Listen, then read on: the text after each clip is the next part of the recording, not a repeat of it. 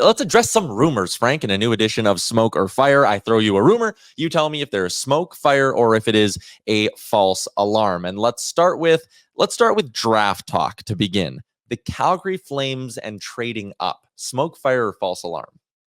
Fire. Ooh. They to be honest, they're one of a few teams that you could also see trade back depending on how the board goes. Like, they've got a list of guys that they really like. They're obviously really paying close attention to Tidge Iginla and where he ends up going. They know him better than anyone. Jerome Iginla works in their organization. He's been one of Craig Conroy's closest friends for a long time. I'm sure there's some internal and external pressure for them in their market. Hey, what happens with Tidge Iginla? But I don't know that that's necessarily the only guy that they have their sights set on. What happens if the board breaks a certain way and pick a guy, Demidov is available at a lower spot than they thought? Do the Flames jump up and try and get that player? Do they have the assets and ability to do so? That's the other part of the equation. Craig Conroy's assembled a ton of picks based on the players that he moved off of. He's got some capital to work with, but he'd have to really push. And it's also depending on the way the board breaks. It's not necessarily a guarantee that a team like Columbus, for instance, would be willing to do that. Frank, the Utah Hockey Club, Bill Armstrong, the shackles are off. He is free to spend like a drunken sailor if he chooses. Them finding a top pairing defenseman. That is apparently the rumor. That is what they're hunting for. Smoke, fire, false alarm. Will they be able to do it if they want to? For sure. Yeah. I mean, why not? I mean, you've got the ability, you've got the assets, you've got the want and need to go out and do it. I think that they'd be well positioned as anyone to try and chase that. He is low on your trade targets board, but I want to ask him about you again because I see the chat is buzzing a bit. Trevor Zegras, is that just smoke for right now still, or are you willing to push that into fire? I would say that is smoke. Okay.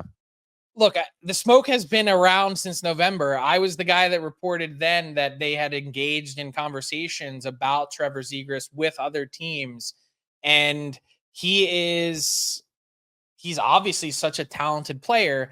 The issue is, what's the interest from the Zegras end to try and make something happen? That's the part that I don't think enough people have keyed in on. I think there's been enough friction there with everything that's played out. Let me walk you through his last year. He was hurt. He started the year late because they were grinding him down on his contract. And then he finally gets signed. They trade his best friend and Jamie Drysdale. Like, it's been one thing after the other for Trevor Zegras in Anaheim. I don't think it's been comfortable. I think he's gotten the sense that other teams have gotten, that maybe Pat Verbeek thinks that he's a little bit one-dimensional and they'd like to see more from him. There's a lot going on there with Zegras and Anaheim. I just don't know if a deal like that is able to materialize in such a short period of time right now. Here's the other thing I'll throw at you, and I mentioned this yesterday. There's a bunch of deals this summer that could take some time. Like, I'm talking late July, August to materialize, and I would say that Zegras is one of those on the list. So GMs may be going to the cottage, but they're bringing the work phone with them, is what you're saying? If they have reception. If they have reception.